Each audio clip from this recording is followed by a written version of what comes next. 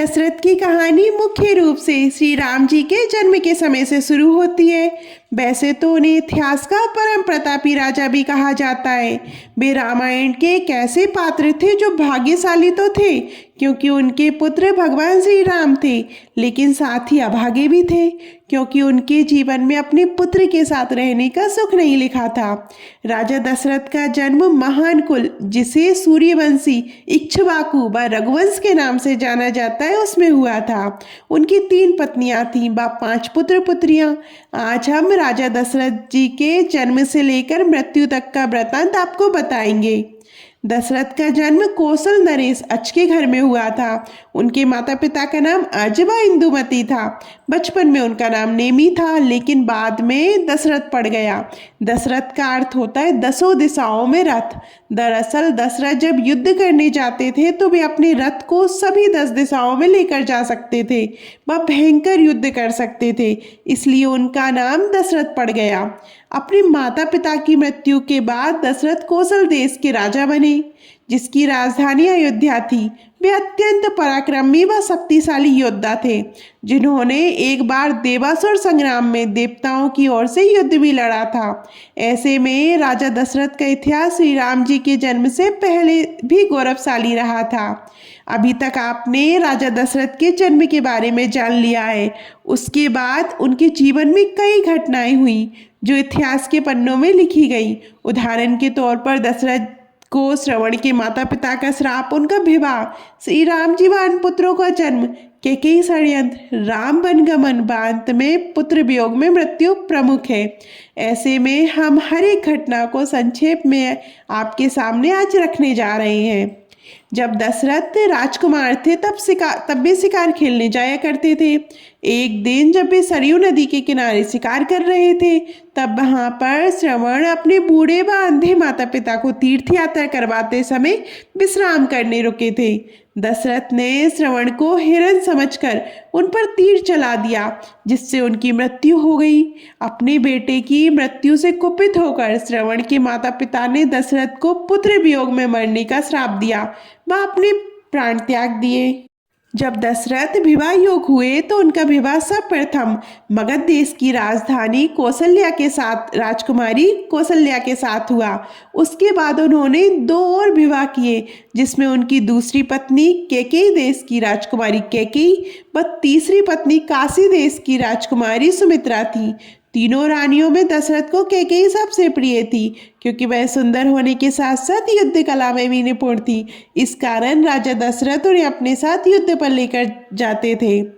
विवाह के कुछ समय पश्चात दशरथ व कौशल्या के घर एक पुत्री का जन्म हुआ, जिसका नाम शांता था। वर्षिणी, जो कि रानी कौशल्या की बहन व अंग देश की महारानी थी, एक दिन अपने पति राजा रोमपद के साथ दशरथ के महल में आई हुई थी।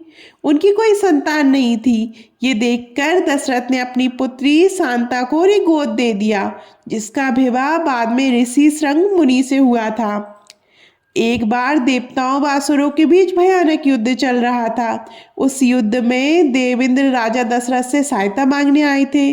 तब दशरथ अपनी दूसरी पत्नी कैकेयी के साथ उस युद्ध में भाग लेने गए थे।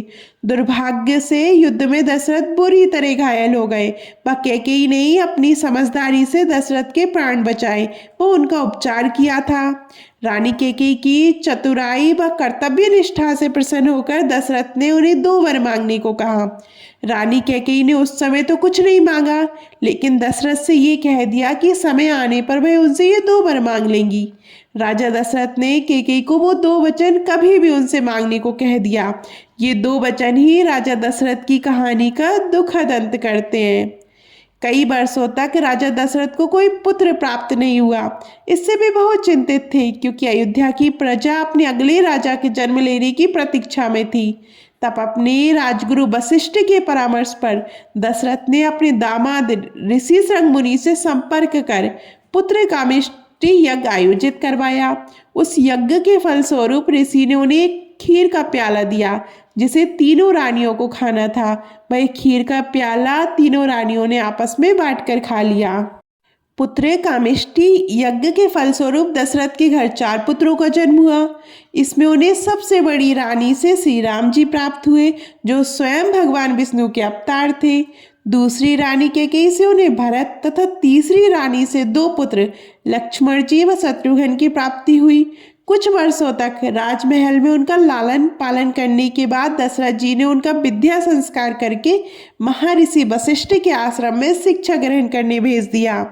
जब चारों भाई अपनी शिक्षा पूर्ण करके वापस अयोध्या आ गए तो राजमहल में फिर से खुशी छा गई।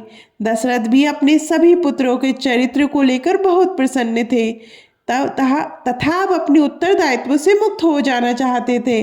तब उन्होंने अपनी मंत्री परिषद बुलाकर विचार विमर्श किया कि अब उन्हें अयोध्या का राज सिंहासन अपने सबसे बड़े पुत्र राम को देकर संन्यास ले लेना चाहिए।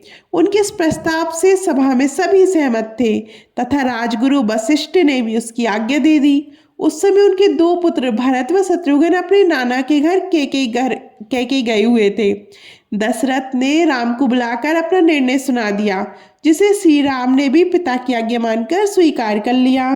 राजा दशरथ ने अगले दिन श्री राम जी के राज्याभिषेक की घोषणा पूरे राज्य में करवा दी। इस घोषणा से चारों ओर उल्लास का वातावरण छा गया, लेकिन मंथरा, जो कि कैकेयी की सबसे प्रिय दासी थी, उसने कैकेयी को भड़का दिया तथा उसके पुत्र भरत को राजा बनाने को कहा। तब मंथरा की योजना के अनुसार कैकेयी उस रात को कोप भवन में चली गई। कोप भवन वह होता है जहां रानी अपने सभी आभूषण, राजसी वस्त्र इत्यादि त्याग कर राजा से नाराज होकर चली जाती हैं। फिर उस रात राजा को रानी को मनाने कोप भवन में अवश्य जाना होता है। जब राजा दशरथ को ये बात पता चली तो वे आनन फानन में कोप भवन गए। राजा दशरथ कैकेयी का ये स्वरूप देखकर अत्यंत डर गए तथा उनसे जो इच्छाएं वह मांगने को कहा। कैकेयी ने अपने वही 2 वचन मांगे जो उन्होंने देवासुर संग्राम में उन्हें दिए थे। राजा दशरथ इसके लिए तैयार हो गए तथा उससे कुछ भी मांगने को कहा। तब कैकेयी ने अपने 2 वचनों में भरत का राज्याभिषेक बस श्री राम जी को 14 वर्ष का वनवास मांग लिया। ये 2 वचन सुनकर दशरथ अंदर तक हिल गए तथा प्रलाप करने लगे थे। पूरी रात दशरथ कैकेयी के कक्ष में बैठे रोते रहे। वह उससे अपना ये वचन वापस लेने की याचना करते रहे, किंतु कैकेयी टस से मस नहीं हुई। प्रातःकाल जब ये समाचार श्री राम जी को मिला तो उन्होंने अपने पिता के वचन को निभाने के लिए वनवास जाने का निर्णय लिया। उनके साथ उनकी पत्नी सीता व भाई लक्ष्मण ने भी वनवास जाने का निर्णय ले लिया। दशरथ चाहते हुए भी उन्हें नहीं रोक पाए और अपने पुत्र की आदर्शों के आगे उन्हें झुकना पड़ा। अंत में श्री राम, माता सीता व लक्ष्मण जी दशरथ की आंखों के सामने वनवास चले गए। श्री राम जी के वनवास प्रस्थान के बाद दशरथ बुरी तरह प्रलाप करने लगे थे। तब जैसे ही उन्होंने कैकेयी को देखा तो उनका क्रोध फूट पड़ा। उन्होंने उसी समय कैकेयी का त्याग कर दिया व अपनी पत्नी मानने से भी मना कर दिया। अब राजा दशरथ ना तो मंत्री परिषद में जाते ना ही राजकाल संभालते। उन्होंने बिस्तर पकड़ लिया तथा हमेशा श्री राम जी का नाम ही जपते रहते थे। वे रोते रहते थे। कई बार निद्रा में उनकी आंख खुल जाती और वे राम राम चिल्लाने लगते थे। उनकी ये दशा देखकर राजमहल में सभी दुखी थे। अंत में एक दिन राजा दशरथ ने श्री राम जी के वियोग में ही अपने प्राण त्याग दिए। अपनी मृत्यु से पहले उन्हें श्रवण के माता पिता का दिया हुआ श्राप याद आया जो उन्होंने उसे दिया था। आखिरकार दशरथ ने पुत्र वियोग में ही अपने प्राण त्याग दिए। दशरथ जी की मृत्यु के पश्चात पूरी अयोध्या में शोक व्याप्त हो गया। दशरथ के 4 पुत्र थे, लेकिन वे इतने अभागे थे कि उनकी मृत्यु के समय उनका एक भी पुत्र उनके पास नहीं था। उनके 2 पुत्र 14 वर्ष के वनवास पर थे तो 2 पुत्र कैकेयी देश गए हुए थे। ऐसे समय में अयोध्या का शासन राजगुरु महर्षि वशिष्ठ के हाथों में आ गया था। महर्षि वशिष्ठ ने दशरथ के शरीर को औषधि युक्त तेलीय पदार्थ में सुरक्षित रखने का आदेश दिया। इसके साथ ही उन्होंने कुछ सैनिकों को तुरंत कैकेयी देश जाकर भरत व शत्रुघ्न को तीव्र गति से अयोध्या लाने का आदेश दिया। महर्षि वशिष्ठ का आदेश पाकर भरत व शत्रुघ्न तुरंत अयोध्या के लिए निकल पड़े। वापस आकर उन्हें संपूर्ण घटना का ज्ञान हुआ। इसके पश्चात भरत ने अयोध्या का राज सिंहासन ठुकरा दिया व अपनी माँ कैकेयी को हमेशा के लिए त्याग कर दिया। उन्होंने विधिवत अपने पिता दशरथ का अंतिम संस्कार किया व श्री राम जी को वनवास से वापस लेने चित्रकूट के लिए निकल पड़े। इस तरह से राजा दशरथ की कहानी का यही अंत हो जाता है। आपको राजा दशरथ की ये कहानी, ये कथा कैसी लगी कमेंट में ज़रूर बताइएगा। और अभी तक आपने हमारे चैनल को सब्सक्राइब नहीं किया है, फॉलो नहीं किया है तो कीजिएगा। धन्यवाद।